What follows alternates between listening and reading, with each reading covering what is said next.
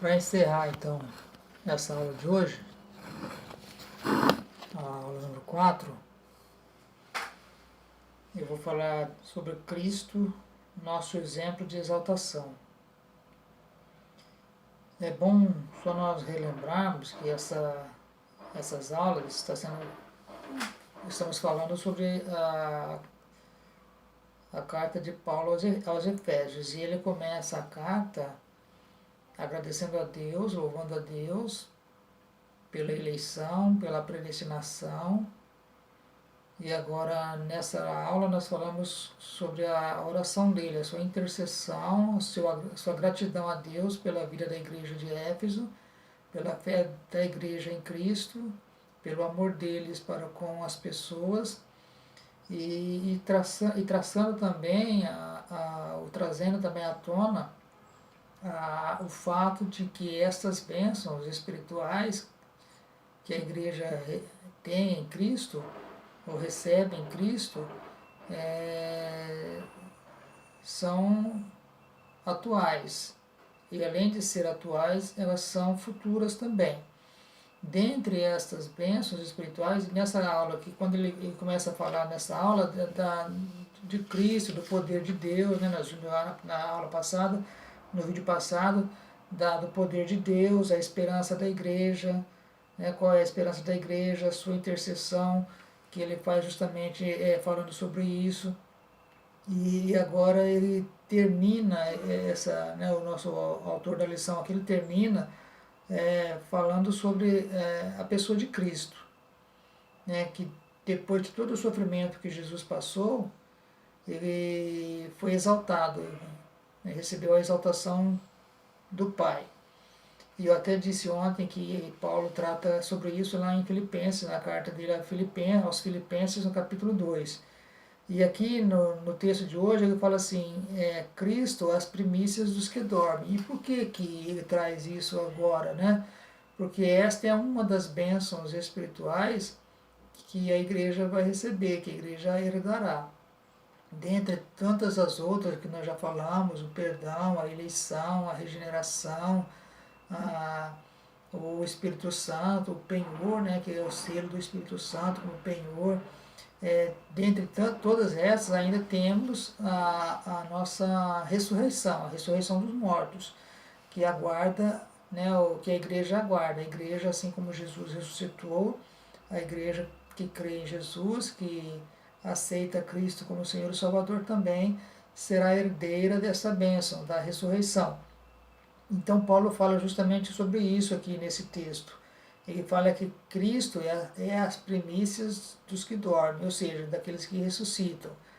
Assim como Jesus morreu e ressuscitou ao terceiro dia, a igreja também, todos os salvos em Cristo, que morrerem em Cristo, quando Jesus voltar, não sabemos quando isso vai acontecer, tudo indica, né, que isso vai acontecer logo, só que nós não podemos dizer uma data, porque o próprio Jesus disse que ninguém sabe no dia e a hora que ele vai voltar. E então algumas pessoas fazem previsões de que Jesus vai voltar tal dia, que o mundo vai acabar tal dia, mas são previsões mentirosas, porque ninguém tem essa capacidade, esse poder de dizer o dia em que Jesus vai voltar. O que nós precisamos fazer é estar sempre preparados, sempre prontos, sempre alertas, olhando os acontecimentos do mundo, pois Jesus nos deu, nos evangelhos, ele fala sobre isso, né, para nós observarmos os sinais. Quando houver guerra, rumores de guerra, pestes, fome, terremotos, ele disse que isso seria o princípio de dores, ainda não seria o fim. E todas essas coisas nós temos visto já há muito tempo, né? Terremotos, maremotos, guerras, fome, nação lutando contra nação, reino contra reino, pai contra filho, filho contra pai. Então essa série de acontecimentos, né, essas pestes que têm ocorrido no mundo nesses últimos anos, né, essa epidemia que vivemos hoje, que é uma epidemia mundial, não é de uma região do mundo ou de um país, não, é mundial. Todos os povos estão sendo atingidos por ela. Então, a igreja de Jesus, ela precisa estar atenta a esses sinais, Jesus disse que haveria sinal no céu, né, no sol, na lua, haveriam sinais na terra. Então, todos esses sinais que nós vemos hoje são prenúncios de que Jesus está prestes a voltar. E resta a nós, crentes em Jesus, salvos por Cristo, nos prepararmos, nos santificarmos, vigiarmos, atentarmos para os sinais que estão acontecendo, para os acontecimentos no mundo, o que acontece em Israel, porque Israel é um termômetro também da volta de Jesus, e observarmos isso, verificarmos essas coisas. Para quê? Para não sermos surpreendidos. Jesus disse que ele virá como o ladrão, né? Como o ladrão vem? Num momento que ninguém espera. Ninguém espera o ladrão entrar em casa, ficar aguardando, o ladrão vai entrar na minha casa hoje, eu vou ficar esperando. Não. Ele vem normalmente a hora que ninguém está esperando, e assim será a volta de Cristo, a hora que muitos não estarão esperando, muitos estarão despercebidos, e ele voltará para levar a sua igreja consigo. Então Cristo é a primícia dos que dormem em razão disso, porque ele foi o primeiro a ressuscitar, no sentido de que ressuscitou e não morre mais, né? Está vivo para sempre e não morrerá mais. E nós, como ele ressuscitou, nós também ressuscitaremos com ele, diz a Bíblia. E esta é a esperança da igreja, a ressurreição dos mortos. Então, esta também é uma das bênçãos que a igreja alcança através de Cristo. Aliás, que grande bênção, né? A primeira bênção, a mais importante, é a bênção da salvação, que eu já falei para vocês. Ser salvo em Cristo, receber essa salvação em Cristo. Mas daí desta advém muitas outras. O perdão dos pecados, a reconciliação com Deus, a paz com Deus, a esperança de uma vida eterna, a esperança da ressurreição, a esperança de terminar para sempre o sofrimento, porque para o céu, onde irão os salvos, não haverá mais sofrimento, não haverá morte, não haverá dor, não haverá tristeza, não haverá choro. E esta é a esperança que nós temos, e tudo isso é por fé. Ninguém acredita nisso porque vê alguma coisa, mas acredita por fé. E é a fé que nos leva a crer em um mundo melhor. É a fé que nos leva a crer em um país melhor, onde habita a justiça, onde habita a paz, onde habita a alegria eterna. E esse país é o céu. Israel, quando saiu do Egito, saiu com destino a uma terra prometida, chamada Canaã, na qual eles lutaram muito para conquistar. E quando lá chegaram, conquistaram a terra, porém as lutas de Israel não acabaram. Eles continuaram lutando para expulsar as pessoas que lá estavam, não conseguiram expulsar a todos, ficaram alguns que deram trabalho para eles e dão até hoje, porque eles não conseguiram cumprir aquilo que Deus determinara para eles. A analogia que se faz com relação à igreja é que a igreja também está indo para Canaã. Não aquela Canaã que Israel conquistou, mas a chamada Canaã celestial, uma Canaã muito mais excelente do que aquela conquistada pelo povo judeu. E é esta a esperança que nós temos, e é para isso que nós lutamos, é para isso que nós nos esforçamos cada dia, dedicamos nossa vida à obra de Deus para alcançar essa Canaã. E aí o texto fala que Deus elevou Jesus a um patamar mais alto do que tudo. Deus, depois que Jesus ressuscita, depois que Jesus cumpre a sua missão aqui na terra ainda por alguns dias, por volta de 40 dias, dando instruções aos seus discípulos, ele volta para o céu, e aí Deus o coloca acima de todo nome, dá a ele um nome acima de todos os nomes, e diante dele todo joelho um dia terá que se dobrar, como eu disse ontem, está lá em Filipenses, e toda língua terá que confessar que Jesus Cristo é o Senhor, para a glória de Deus Pai. Então Cristo foi feito as primícias dos que dormem, está isso lá em 1 Coríntios, capítulo 20, versículo 22, eu vou ler aqui com vocês. É sempre bom nós lermos os textos bíblicos que falam sobre aquilo que nós estamos falando. Então, 1 Coríntios 15, do 20 ao 22, o apóstolo Paulo também diz assim: mas agora Cristo ressuscitou dos mortos, e foi feito as primícias dos que dormem. Porque assim como a morte veio por um homem, também a ressurreição dos mortos veio por um homem. Porque assim como todos morreram em Adão, lembra, né? Todos morreram em Adão, por quê? Porque Adão foi o primeiro a pecar. Todos que nascem depois de Adão já nascem em pecado. Então todos morreram em Adão. Assim também todos serão vivificados em Cristo. Assim como Jesus ressuscitou, nós também ressuscitaremos com Ele. E essa é a garantia que nós temos, né? A ressurreição de Jesus dá a nós essa garantia de que nós também seremos ressuscitados. Depois ele fala assim, Cristo foi elevado à direita de Deus, ou seja, depois que ele ressuscitou, né, como eu disse há pouco, ficou por volta de 40 dias aqui no mundo, ele sobe para o céu, eu disse também ontem, né, que subiu e uma nuvem ocultou ele dos discípulos que estavam olhando, está lá em Lucas, se não me engano, também citei esse texto ontem,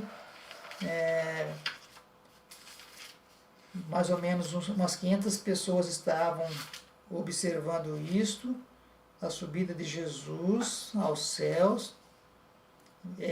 Não está em Lucas, está em Atos, o capítulo 1 de Atos.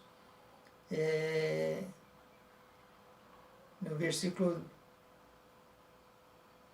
9 em diante, ele fala assim, e quando dizia isso, né, eu vou ler o versículo 8, mas recebereis a virtude do Espírito Santo, Jesus dizendo, antes de subir para o céu, recebereis a virtude do Espírito Santo, que há de vir sobre vós, e ser-me-eis testemunhas, tanto em Jerusalém, como em toda a Judéia e Samaria, e até aos confins da terra. Então, ou seja, o Evangelho seria pregado em toda a terra.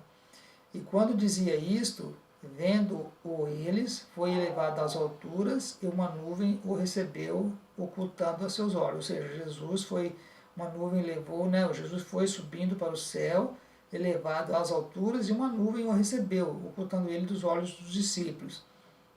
E estando eles, os discípulos, com os olhos fitos no céu, enquanto Jesus subia, eis que junto deles se puseram 2 varões vestidos de branco, os quais lhes disseram, varões galileus, por que estáis olhando para o céu?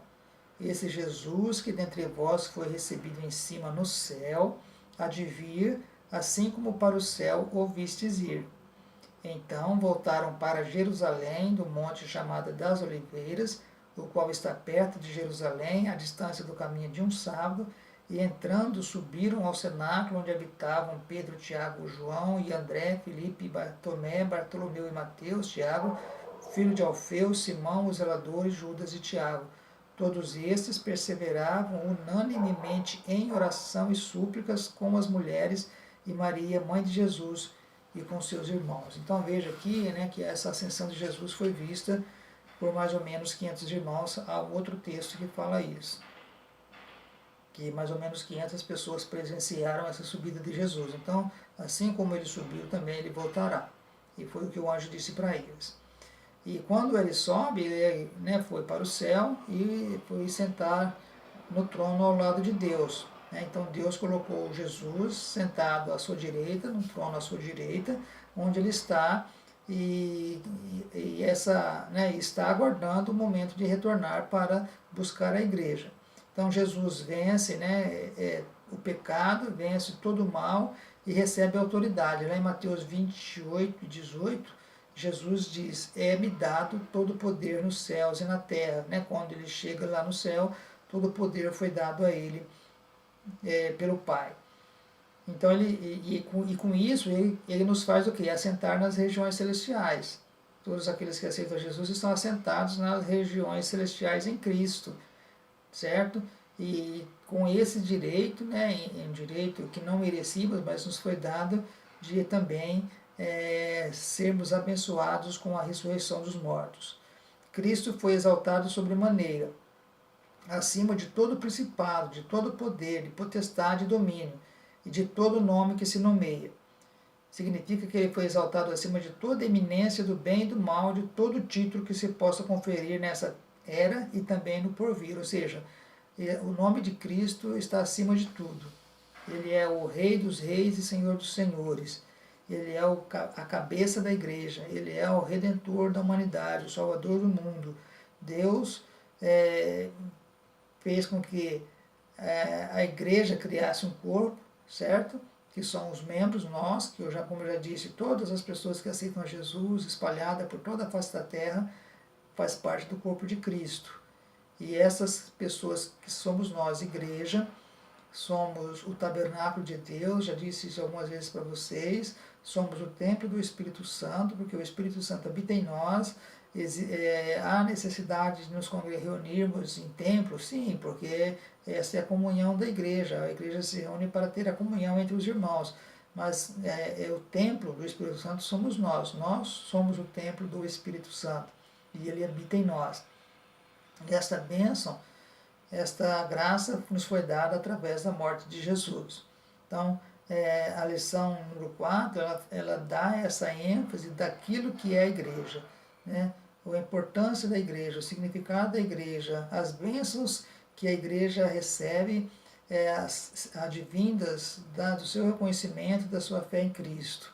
Todas as pessoas que aceitam a Jesus, elas são beneficiadas com essas bênçãos com as quais nós já relatamos, que Paulo fala desde do início da lição nós estamos falando, e essas bênçãos elas culminará com a subida da igreja para o céu, muito mais que isso, com o reino, né, que a igreja adquirirá, a igreja há de reinar com Cristo, vai receber o reino e vai reinar junto com Cristo no final dos tempos. Então, nós terminamos hoje a lição número 4, fazendo essas ponderações e sempre frisando que essas bênçãos de que Paulo fala são bênçãos espirituais, que recebemos ao crermos em Jesus, ao aceitarmos a Cristo e ao obedecer a sua palavra.